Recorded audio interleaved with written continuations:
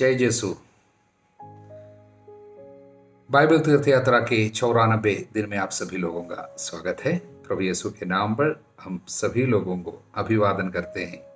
हम बाइबल में इस तरह पढ़ते हैं, ईश्वर का राज खाने पीने का नहीं है, बल्कि न्याय, शांति और पवित्र आत्मा द्वारा प्रदत्त आनंद का विषय है। इस आनंद की ओर सफर में सबसे पहला पड़ाव पंच ग्रंथि है, यानी बाइबल का पहला 5 ग्रंथ, 5 किताब, जिन्हें हम मूसा की किताबें बताते हैं। उसका आखिरी पुस्तक है विधि विवरण ग्रंथ। उसका आखिरी अध्याय है 34वां अध्याय। आज हम उस अध्याय को पढ़े हैं और वहां से उसके बाद जोशुआ नबी के जोशुआ के पुस्तक में, जोशुआ के ग्रंथ में हम प्रवेश किया है। ये आखिरी अध्याय शायद जोशुआ लिखा होगा, क्योंकि मूसा की मृत्यु के बारे में मूसा तो नहीं लिखा है। और इस अध्याय में हमें कुछ बातें, कुछ संदेश मिलते हैं। वो इस प्रकार है। पहली बात, प्रभु स्वयं मूसा को कनान देश, दूर से उस पहाड़ से, नेबो पर्वत से, जो मोवाब के देश पे है, वहां से पूरे कनान देश दिखाया, स्वयं दिखाया। प्रभु का प्यार का प्रकटन है अंत में। भले ही मूसा को उस पर जाने की अनुमति नहीं दी गई, लेकिन यहां से प्रभु स्वयं उनके साथ रहकर यह सब दिखाया। दूसरी बात है उनकी मृत्यु। उस पर लिखा वचन 5, प्रभु के सेवक मूसा की वहां मोआब में मृत्यु हो गई। प्रभु के सेवक जो है, सर्वेंट, उनको अपनी इच्छा नहीं है, हमेशा मालिक की इच्छा है, स्वामी की इच्छा है। मृत्यु के समय में भी उसके लिए ये बताया गया, वो प्रभु का सेवक, हमेशा पिता की इच्छा, अपनी कोई इच्छा नहीं थी। इसलिए वहां नहीं जाना है, वहां प्रवेश नहीं करोगे बोला, वो भी मान लिया। मृत्यु तक आज्ञाकारी बना, यीशु की तरह है। यीशु के बारे में लिखा, मृत्यु तक वो आज्ञाकारी है। हालेलुया। उसके बाद लोगों ने उसे बैत पओर के सामने मोवाब की घाटी में दफनाया। इस पे कुछ प्रॉब्लम है। ओरिजिनली यानी इंग्लिश में, या उसके ओरिजिनल मैन्युस्क्रिप्ट जो है इब्रानी भाषा का, उसमें लोगों ने दफनाया ऐसा नहीं है, बल्कि उसने, यानी प्रभु ने स्वयं दफनाया है मूसा को। और वचन हम लोग 6 में, उदाहरण के लिए इंग्लिश में ऐसा, the Lord buried him in A valley, the Lord buried him. लेकिन यहाँ पर उसको ट्रांसलेशन में कुछ गड़बड़ी हुई है, और लोगों ने, कैसे भी हो, प्रभु ने स्वर्गदूतों के माध्यम से उनको दफनाया होगा। इसलिए हम यूदा के पत्र में स्वर्गदूत मिखाएल मूसा के शरीर को लेकर जाते हुए शैतान भी दावा करने आया था शरीर के लिए। उस समय स्वर्गदूत मिखाएल आकर बॉडी लेकर जाते हैं, ये बताया गया। इसका मतलब स्वर्गदूतों के माध्यम से ही प्रभु ने दफनाया है। किंतु अब कोई नहीं जानता कि उसकी कब्र कहाँ। अगर लोगों ने दफनाया है तो उनको पता चलता, इसलिए उनका कब्र कहाँ है किसी को पता नहीं है। प्रभु किसी को अनुमति नहीं दिया जानने के लिए। नहीं तो इस्राएली लोगों की बात प्रभु जानता है, जल्दी मूर्ति पूजा पे चला जाता। अगर ये कब्र पता चलता, वहां का पत्थर को, वहां के अगर कुछ हड्डी मिलता, वो सब लेकर पूजा करने लगता था। इसलिए उनको अनुमति ही नहीं दिया। हालेलुया। और अगला वचन है, मूसा, उसका देहांत 120 वर्ष की उम्र में हुआ था। उसकी आंखों की ज्योति धुंधलाई नहीं थी, न ही उसकी तेजस्विता गठी थी। ये ईश्वर के संग रहने के कारण, प्रभु के साथ रहने के कारण प्राप्त विशेष आशीर्वाद है। ईश्वर को देखने वाली आंखें, वो आंखों में ज्योति, धुंधुलाई नहीं। ईश्वर की उपस्थिति में रहने वाला शरीर, उसकी तेजस्विता की कोई कमी नहीं हुई। हालेलुया। प्रभु के साथ जुड़े रहने से निरंतर जीवन मिलता रहेगा। हालेलुया। और उसके बाद 9वां वचन, नून का पुत्र योशुआ प्रज्ञा चेतना से परिपूर्ण था, क्योंकि मूसा ने उस पर हाथ रखे थे। मूसा ने उस पर हाथ रखे थे, उनको अभिषेक मिला। इसलिए अपने सक्सेसर जो बोलता है, यानी अपने बाद जो आने वाला है, उसको हस्तारोपण के द्वारा आशीर्वाद दिया। और यही बात, यही प्रथा कलीसिया में आज भी चलती आ रही है। सिरिल, यरूशलेम के सिरिल ने 4th सदी पे इसके विषय में लिखा है, जिस तरह मूसा ने हाथ रख जोशुआ को आशीर्वाद दिया, पेत्रुस अपने साथियों को और अपने बाद में आने वाले लोगों को सब हस्तारोपण के द्वारा, यही प्रथा जो है कलीसिया में आज तक एक अटूट आशीर्वाद के एक बहाव आज तक चलते आए हैं, जो मूसा के समय से शुरू है। आज भी हस्तारोपण के द्वारा ये आशीर्वाद दी जाती है। हालेलुया। और उसके बाद 10वां वचन, बाद में मूसा के सदृश इस्राएल में ऐसा कोई नबी प्रकट नहीं हुआ जिसने प्रभु को आमने सामने देखा हो। ऐसा कोई नबी प्रकट नहीं हुआ जिसने प्रभु के द्वारा भेजा जाकर मिस्र में फिरौन, उसके सब दरबारी और उसके समस्त देश को इतने चिन्ह तथा चमत्कार और सब इसराइलियों के सामने सामर्थ्य एवं आतंक के साथ इतने महान कार्य कर दिखाए। इसलिए मूसा की एक महिमा प्रकट की है। ऐसा कोई नबी प्रकट नहीं हुआ जिसने ईश्वर को आंखों के सामने आमने सामने देखा था। इसलिए प्रियजनों, मूसा पूर्ण रूप से महिमान्वित प्रभु के द्वारा हुई है, क्योंकि उन्होंने प्रभु की सेवा की है।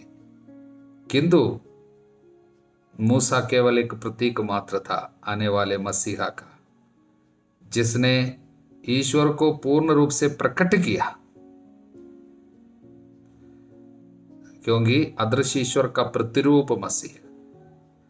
मूसा इसलिए एक पर्दा डाला करता था, यानी एक पर्दा उनके और प्रभु के या लोगों के बीच में रहा करता था, यानी एक पर्दा से केवल हमको देखने को मिलता था। लेकिन यीशु में हम पूर्ण रूप से ईश्वर को देखते हैं। हालेलुया। इसलिए मूसा जो कुछ भी कर रहा था ईसा की ओर था, यानी ईसा को, यीशु को प्रकट कर रहा था। इसलिए योहन के अध्याय 5:46 पे, योहन 5:46 में यीशु ने कहा, यदि तुम लोग मूसा पर विश्वास करते तो मुझ पर भी विश्वास करते, क्योंकि उन्होंने मेरे विषय में ही लिखा है। इसलिए मूसा यीशु के बारे में ही लिखा है। इसलिए जब मूसा मरते हैं, देखिए वहाँ पर भजन गाते हुए, लोगों को आशीर्वाद देते हुए, और उसके बाद प्रभु ने स्वयं उनको कनान देश दिखा कर लेकर गए।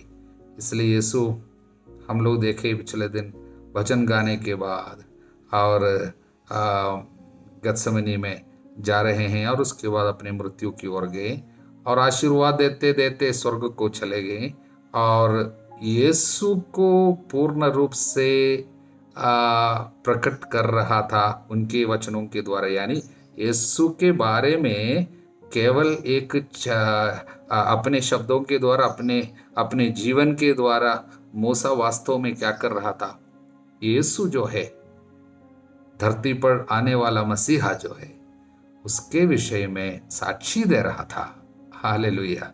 इसलिए मरते मरते वो यीशु का रूप उसमें हमें देखने को मिल रहे हैं। किसमें? मूसा में। इसलिए हम लोगों को भी चाहिए मरते मरते यीशु बनकर मरना है। कोई हमको बता रहा था, एक संत जैसा एक फादर है, वो हमको बता रहा था, मरते मरते मुझे यीशु बनकर मरना है। By the time I die I want to be like Jesus. Hallelujah. मूसा नबी ऐसा ही मरा। Praise the Lord. प्रियजनों, जोशुआ के ग्रंथ में हम प्रवेश कर रहे हैं। इब्राहिम से प्रभु ने जो भी प्रतिज्ञाएं की थी उनको पूरा करते हुए हम पंचग्रंथी में ही देख रहे हैं। संतान मिले, न केवल एक संतान, बल्कि उनकी पीढ़ी इतनी ज़्यादा हुई है जिनकी गिनती भी करना आसान नहीं थी। और उनको प्रभु महान बनाया। ये जाति अन्य जातियों के बीच में एक श्रेष्ठ जाति बन गई। प्रभु स्वयं उनका राजा बनकर आगे लेकर जा रहे। ये सब हम देखे हैं। अब एक प्रतिज्ञा केवल अब बाकी है पूरा होने को, वो जोशुआ के ग्रंथ में हम उसको पूरा होते देख रहे। वो है प्रतिज्ञात देश की प्राप्ति। इसलिए इस पुस्तक में प्रतिज्ञात देश में अपने प्रिय लोगों को प्रभु पहुंचा रहे हैं। हालेलुया। इसलिए इस पुस्तक का जो संदेश है वो बहुत ही आसान और सिंपल है। इसको 3 भाग में बांट सकते। पहला भाग अध्याय 1 से 12 तक वो है कनान देश पर अधिकार, और दूसरा भाग जो है कनान देश का विभाजन, वो अध्याय 13 से 22 तक है। कनान देश का विभाजन करते एक एक वंश को, each tribe is getting their portion. और अंत में 2 अध्याय है, 23 और 24वां अध्याय, और द फाइनल इंस्ट्रक्शन, अंतिम संदेश है जोशुआ नबी का। हालेलुया। जोशुआ नाम का अर्थ है सेवियर, यानी रक्षक। और इसको जब इसको यूनानी भाषा में, यानी जोशुआ जो है इब्रानी भाषा का शब्द है। जोशुआ इब्रानी भाषा में योशुआ, यसुआ, होसिया, ये सब उसका सेम नाम ही है। और उसको जब यूनानी भाषा में ट्रांसलेट किया तब उसका नाम आया यसूस। उसी से इंग्लिश में जीसस आया है। इसलिए जीसस और जोशुआ एक ही अर्थ है, मुक्तिदाता, रक्षक, ऐसा है। इसलिए जोशुआ जो है एक यीशु के एक प्रतीक और अग्रदूत के रूप में देखा जा सकता है। और इस किताब में कुछ विशेष संदेश निकल के आते हैं। पहला संदेश यही है, ईश्वर की सत्य प्रतिज्ञता। भले ही मनुष्य अपने पाप के द्वारा विधान को, आज्ञा को भंग करते हुए विधान को तोड़ा, किंतु प्रभु सत्य प्रतिज्ञ है, इसलिए प्रभु अपने वायदा को पूरा करते हैं। और दूसरा संदेश प्रभु की पवित्रता, यानी ईश्वर की पवित्रता एक आग समान है, पवित्रता की आग।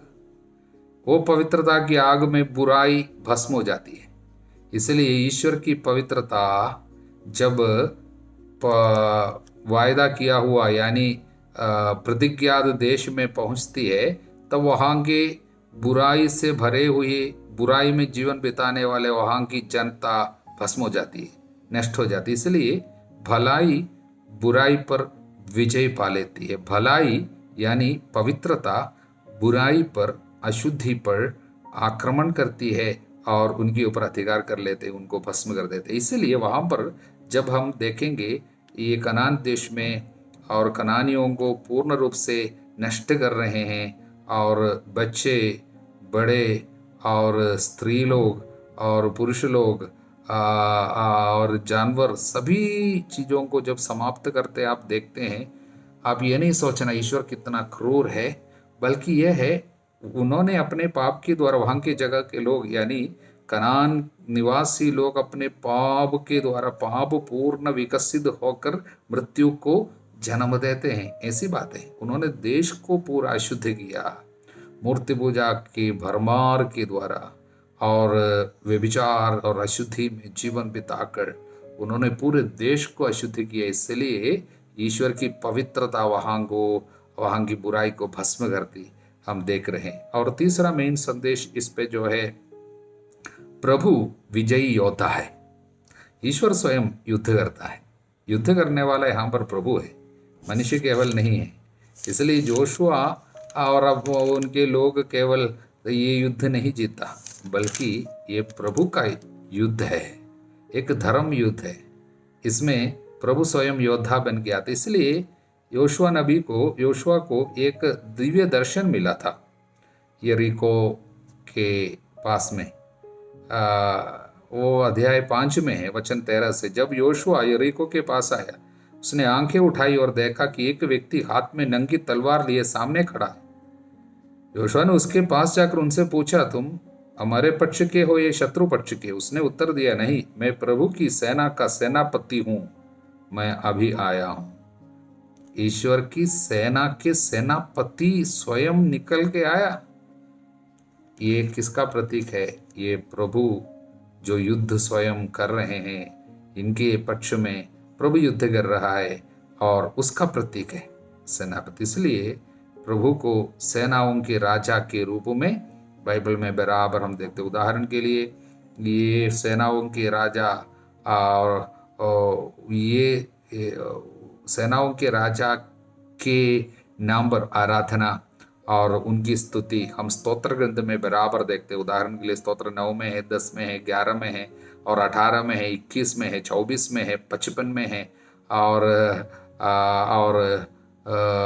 64 में 64 में है और 89 में है। इस तरह अलग अलग स्तोत्र में हम सेनाओं के राजा के बारे में पढ़ते हैं। वो मुख्य संदेश ये कहाँ से आया? योशुआ के ग्रंथ में हम प्रभु को इस तरह युद्ध स्वयं करते देख रहे हैं। हालेलुया।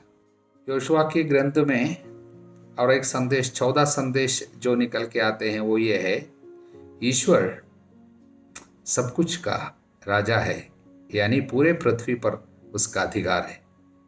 इसलिए ये पूरे देश प्रभु उनको दे रहे हैं। उसके पहले हम देखते हैं नदी, यरदन नदी, प्रभु अपने लोगों को पार होने के लिए नदी के पानी को यूं ही बहने नहीं दिया, कुछ समय खड़ा रहा पानी सब।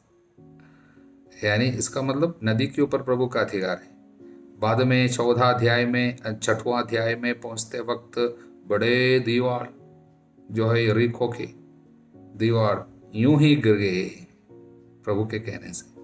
इसका मतलब सब कुछ के ऊपर प्रभु का अधिकार यहाँ पर दर्शाया है। और 5वां संदेश जो है ईश्वर की दया। प्रभु की दया सीमित नहीं है किसी व्यक्ति पे, किसी जाति पे, सभी लोगों तक जाते हैं। इसलिए एक संदेश के रूप में हम वेश्या राहाब को 6वां अध्याय पे देखते हैं। उनको, उनके परिवार को आशीर्वाद मिली। कनान देश में रहने वाली वेश्या है, उसको ईश्वर की दया मिली। और 9वां अध्याय पे हम गिबेयोनियों को ईश्वर किस तरह दया करते हैं और वो हम देखते हैं। ये सब यीशु के द्वारा पूरे विश्व में सभी लोगों को मिलने वाली ईश्वरीय दया, दिव्य दया जो है उसका प्रकटन था। हालेलुया। और 6वां संदेश जो है, जो देश प्रभु ने दिया वो प्रतिज्ञात देश एक तोहफा के रूप में दिया, लेकिन वो एक उत्तरदायित्व के रूप में भी सौंपा। It was a gift at the same time और रिस्पॉन्सिबिलिटी। इसराइलियों को बड़े उत्तरदायित्व था, ये देश उनको सौंपा। अब ये देश अशुद्ध होने नहीं देना, ये तुम्हारे हाथ से निकल जाने नहीं देना। इस देश पे आपको एक उत्तरदायित्व है, आज्ञाकारिता का उत्तरदायित्व है। हालेलुया। और अंतिम संदेश ये जोशुआ जो है वो प्रभु यीशु के एक प्रतीक था और क्या है, अग्रदूत के रूप में उसको देखा जा सकता है। कारण यरदन नदी पार करके अपने लोगों को लेकर कनान देश में रहने वाले, पाप में जीवन बिताने वाले लोगों को सब वहाँ से निकाल कर उनका सत्यानाश करते हुए अपने जनता को रहने के लिए जगह और शांति और आनंद उनको पहुंचा देता है, उन तक पहुंचा देता है। और उसके लिए प्रभु के हाथ में उपकरण है कौन? योशुआ। और वो यीशु का एक प्रतीक है, छाया मात्र है, लेकिन यीशु वास्तव में क्या किया? इसी यरदन नदी पे बपतिस्मा लेने के बाद अपने लोगों को अंधकार की शक्तियों के साथ युद्ध में जीत दिलाया और प्रतिज्ञात देश, ईश्वर के राज्य का अनुभव किया। शांति और आनंद देता है। ईश्वर के राज्य में रहने देता है। ये सब यीशु ने भी किया, यीशु हमारे लिए किया वास्तव में। और जोशुआ जो कर रहा था वो एक प्रतीक मात्र था, वो छाया मात्र थी। हालेलुया। इसलिए केवल नाम में समानता केवल नहीं है, बल्कि काम में भी समानता है। हालेलुया। और इसलिए योशुआ का पहला अध्याय में हम प्रवेश करते हैं। वहाँ पर मुख्य रूप से दो बातें, पहले वचन अध्याय 1 वचन 1 से 9 तक एक उपदेश है, यानी प्रभु स्वयं जोशुआ से बात करता है और प्रभु का एक आदेश है। और उस आदेश में 3 बार प्रभु कहता है, दृढ़ बने रहो, ढारस रखो, मैं तुम्हारे साथ रहूंगा। दृढ़ बने रहो, ढारस रखो। उसके लिए एक उपाधि भी है, एक नियम भी है। ईश्वर के सभी संहिता, ईश्वर की संहिता को, उनके नियमों को सावधानी से पूरा पूरा पालन करना, न बाएं भटकना न दाहिने। संहिता की इस ग्रंथ की चर्चा करना, दिन रात मनन करना, उसमें जो कुछ भी लिखा है उसका पालन करना, ये सब करना। इसलिए मैंने कहा एक उत्तरदायित्व है। हालेलुया। साथ में उनको बार बार कहता है, तुमको डरना नहीं है, दृढ़ बने रहो, ढारस रखो। हालेलुया। और दूसरी बात जो है उसमें, इसी अध्याय में हम जो देखते हैं वचन 10 से 15 तक, 10 में 15 तक जो है जोशुआ एक आदेश लोगों को दे रहे हैं। लोगों को तैयार रहने के लिए कहते हैं, निकलने के लिए तैयार रहना, क्योंकि 3 दिन के अंदर उस देश को अपने अधिकार में करने के लिए यरदन पार करना होगा हमें, इसलिए तैयार रहना। उसके बाद रूबन और गाद वंश और मनासे के आधे वंश के लोगों को संदेश दे रहे हैं, तुमको हमारे साथ चलना होगा, और युद्ध पूरा जीतने के बाद, जमीन अपने हाथ में लेके आने के, मतलब हाथ में करने के बाद तुम वापस आके यहाँ पर, क्योंकि उन लोग यरदन के उस पार नहीं, इस पार उनको जमीन दिया गया था, इसलिए यहाँ पर वापस आएंगे। हालेलुया। इस तरह, और अंत में 2 शब्दों में इस्राएली लोग किस तरह जोशुआ नबी के साथ अपने सहयोग देने की वादा करते हैं, हम सभी बातों में ईमानदार रहेंगे, आज्ञाकारी रहेंगे, ये वादा करते हैं। इस तरह पहला अध्याय समाप्त होते हैं। हालेलुया। स्तोत्र संख्या 52 में हम प्रवेश किए हैं। पापी का पतन, विधर्मी अत्याचारी दुष्टता की डींग मारते हो, दिन भर षड्यंत्र रचते हो, कपटी तुम्हारी जीभ तेज उस तरह जैसी है, भलाई की अपेक्षा बुराई, सत्य की अपेक्षा झूठ अधिक प्रिय है, कपटी जीभ और विनाशकारी बात। इसका मतलब जीभ के द्वारा आने वाली विपत्ति का विवरण है, लेकिन उसके पीछे एक घटना है। वो घटना हमें सामुएल का पहला पुस्तक अध्याय 21 और अध्याय 22 में, 21 और अध्याय 22 दोनों अध्यायों में मिलते हैं। बाद में आप पढ़कर देखना, नहीं तो हम जब वहाँ पर पहुँचेंगे हम उसकी व्याख्या देंगे। लेकिन वहाँ पर एक आदमी एदोमी, उसका नाम दोएग था, उन्होंने कुछ गलत बातें बताई जिसके चलते विपत्ति आई, अनेक पुरोहितों की मृत्यु हुई, लेकिन दाऊद को प्रभु ने बचाया। लेकिन दाऊद उसके बारे में बाद में ये संदेश दे रहे हैं, जीभ अगर उसका गलत इस्तेमाल करेगा अनेक लोगों को मारेगा, जैसा कि वचन में लिखा है, तलवार के कारण कितने लोगों की मृत्यु दुनिया में हुई है, उससे ज्यादा लोग जीभ के कारण मर चुके हैं। जो प्रवक्ता ग्रंथ में ये वचन सब 28वां अध्याय में सब हमको मिलते हैं। इसलिए झूठ बहुत बड़ी विपत्ति है। जीभ परनिंदा करने के लिए इस्तेमाल नहीं करना, ये वचन सब बराबर हमको मिलते हैं, इसलिए वो स्तोत्र उससे जुड़ी हुई है। और प्रेरित चरित्र अध्याय 5 में हम देखते हैं झूठ के कारण आई हुई एक बहुत बड़ी विपत्ति। प्रेरित चरित्र पूरा पवित्र आत्मा का अभिषेक की कहानी है। अभिषेक के बारे में काफी बातें हमें सुनने को मिलते हैं, बड़े बड़े चमत्कार होते हैं, लेकिन उसके बीच में एक श्राप की घटना बताए गए हैं। वो है अननियास और सफीरा। इन दोनों ने क्या कि हम जानते हैं, सब कुछ देने के बदले, लेकिन एक बहाना तो किया जैसा कि मैं सब कुछ दे रहा हूँ, हम लोग सब समर्पित कर रहे हैं, लेकिन कुछ छिपाया था और इस तरह झूठ बोल रहा था। लोगों का आदर सम्मान पाना चाहता था, लेकिन हृदय में झूठ छिपा है। इसलिए इस पर पेतरुस ने क्या कहा, अननियास, शैतान ने क्यों तुम्हारे हृदय पर इस प्रकार अधिकार कर लिया कि तुम पवित्र आत्मा से झूठ बोलकर खेत की कीमत का कुछ अंश दबा रहे हो? बेचे जाने से पहले क्या वो खेत तुम्हारा अपना नहीं था? इसके बाद भी क्या उसकी कीमत तुम्हारे अधिकार में नहीं थी? तुमने ऐसा काम करने का विचार अपने हृदय में क्यों पाला? मनुष्य से नहीं बल्कि ईश्वर से झूठ बोले हो। क्या हुआ? अननियास से बातें सुनकर गिर पड़ा, उसके प्राण निकल गए। उनके साथ ऐसा हुआ, उनकी पत्नी के साथ भी ऐसा हुआ। यह सब क्यों था?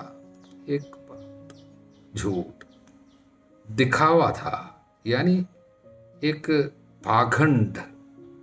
उनके विषय में प्रभु काफी बार हमको समझाए, इनका हृदय मुझसे दूर है। ये सब कुछ मनुष्य को दिखाने के लिए, लोगों का ध्यान आकर्षित करने के लिए करते हैं। इस तरह कई जगह में प्रभु ने बताया। और उन लोग नरक के दंड से कैसे बचेंगे, प्रभु ने पूछा है। प्रियजनों, हमें सावधान रहनी है। विशेषकर प्रभु से जुड़ी हुई बातों में कोई दिखावा कुछ नहीं। जो हृदय में है वो केवल प्रभु देखता है। हम कुछ भी छिपा नहीं सकते हैं। ईश्वर के सामने हम कुछ भी छिपा नहीं सकते। हालेलुया। उसके बाद में जो है प्रेरितों की गिरफ्तारी हो रही है, लेकिन प्रभु कैसे छुड़ा रहे हैं और किस तरह उनके जीवन में आने वाली विपत्तियों को प्रभु एक मौका पे, एक अवसर में बदल देते हैं, जिससे वे साक्षी दे सके। इसलिए वहां पर वे साक्षी देते हैं, सुसमाचार सुनाते हैं और यीशु के विषय में गंभीरता से, धैर्य के साथ वे लोगों के सामने प्रकट कर रहे हैं। लेकिन गिरफ्तारी और कोड़ों का मार ये सब आते हैं, लेकिन कुछ भी उनका प्रभु के प्रति प्रेम से उनको अलग नहीं कर सकते हैं। और न उनके अंदर प्रभु ने जो शांति और आनंद रखा है और कोई छीन नहीं पाते हैं। इसलिए सबसे सुंदर वचन जो है, वचन अंतिम वचन, 2 वचन, प्रेरित इसलिए आनंदित होकर महासभा के भवन से निकले कि ईसा के नाम के कारण अपमानित होने योग्य समझे गए। जब पूरा पिटाई मिली, लोग ऐसे निकल के आते हैं, यीशु के नाम पर अपमानित होने योग्य समझा गया। इसलिए खुशी के साथ, जब तिरस्कार और अत्याचार उनके आनंद को अब नष्ट नहीं करते हैं, इसलिए वे प्रतिदिन मंदिर में और घर घर जाकर शिक्षा देते रहे, ईसा मसीह का सुसमाचार सुनाते रहे। उनको चेतावनी दी गई थी और सख्त चेतावनी दी गई थी, कुछ भी नहीं बोलना यीशु के बारे में। लेकिन कोई भी उनको यीशु के बारे में बोलने से अब रोक नहीं सकता। बाद में हम देखते, समय असमय सुसमाचार सुनाओ, लोगों से आग्रह करते रहो। यही तो इन लोग करते आ रहे हैं। प्रभु आप सभी लोगों के साथ रहे, अब सदा सर्वदा अनंत काल तक। आमीन।